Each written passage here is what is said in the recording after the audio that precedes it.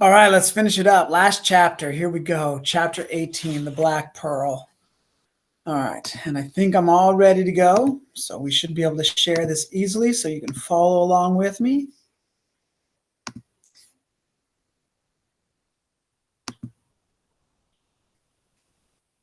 Chapter 18. The town was asleep when I sailed into the harbor, but cocks were crowing, and there was not much time left before sunrise. I pulled the boat up to the shore and took off my shoes and tied the laces and hung the shoes around my neck. In my bare feet, I walked softly along the Malecon so as not to disturb the stray dogs that slept there under the trees, or the homeless who sleep in the doorways, and up the hill by the roundabout way. As I crossed the plaza, the first light of morning shone on the church tower and its big bells. The door creaked loudly when I opened it, and I waited in the shadows until I was sure that no one had heard the sound. A wooden screen stands just inside the door of our church where announcements are pinned up for people to read.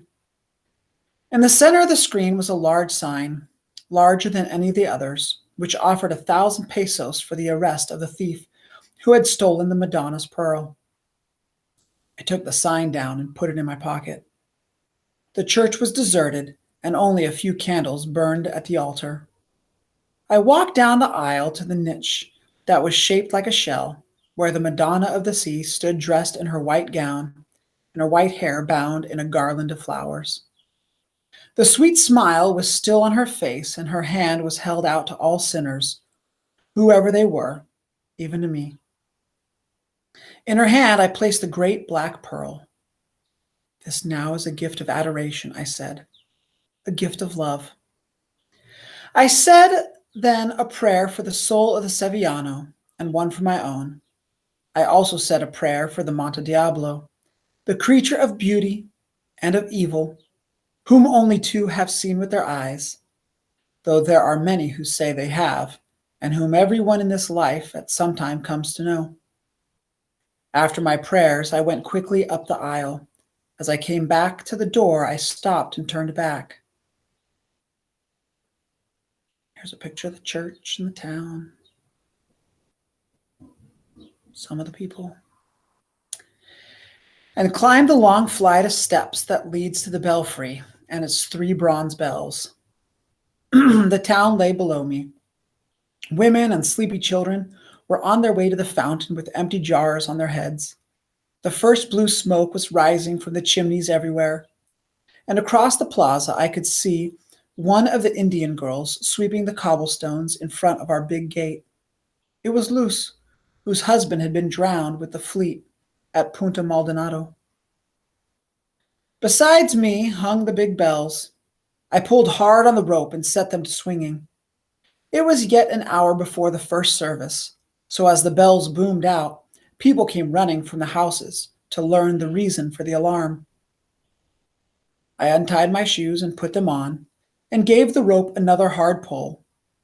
By the time I reached the bottom of the stairs, the church was crowded, so it was easy for me to slip away unnoticed.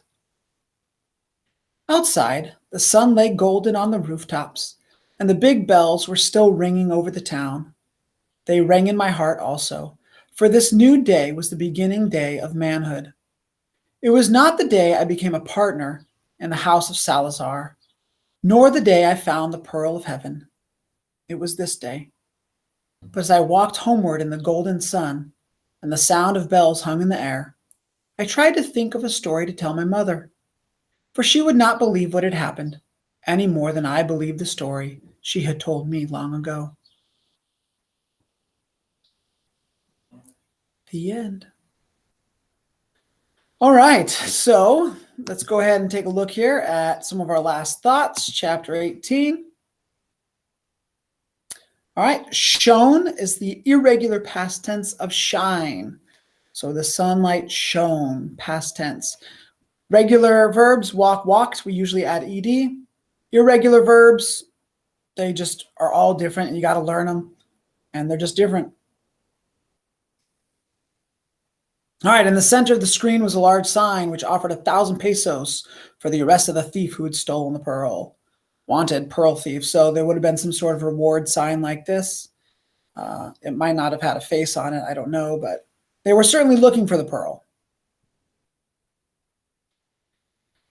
All right, we got the for her, capital H, making it a proper noun, even though it breaks the rule when we're talking about someone particularly special, in this case, the Madonna, or, the Mother Mary, capitalize her.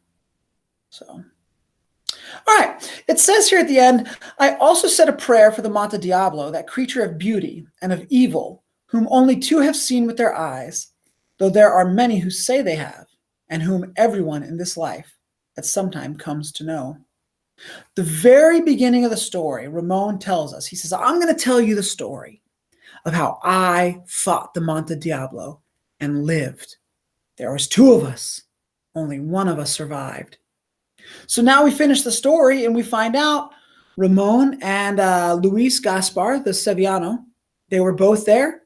They were both fighting the Monte Diablo. Only one came home. Sevillano, we can assume, drowned. All right, but then it says, whom everyone in this life at some time comes to know. We've talked about some of these. We've talked about maybe Bigfoot or the Chupacabra. Some of these stories that are folklores or fantasies in our cultures. And so in this particular book, the Monte Diablo is kind of that spooky, scary story. But also there's kind of a bigger idea here. We've got Pearl of Heaven, right? The Madonna, the Monte Diablo, devil, right? There's kind of a supernatural, spiritual idea to this. And here we've even got this idea of evil. Do we ever fight evil? Do we ever fight evil for good? What did he do with the pearl at the end? He gave it to the Madonna, a symbol of the Catholic Church, symbol of faith against the Diablo, the devil. Do all of us kind of wonder about these things? Does every single one of us, whether we believe in these stories or not, have to face the idea of good and evil, right and wrong? So I think when this author writes this line, whom everyone in his life comes to know, I think he's kind of asking a big question of all of us readers. All right, he slipped away unnoticed. And slip here does not mean to fall. It means to just quietly, gently sneak away so that nobody will see you. All right, so thumbs up. Did you like it? Thumbs down, not so much. Thumbs in the middle, thought it was okay. All right, I wish we could have finished it together, you guys. But such is coronavirus, right? COVID-19, yay. All right, so keep doing what you're doing. Keep up with your work, and we'll check in with each other later on. So until then, take care.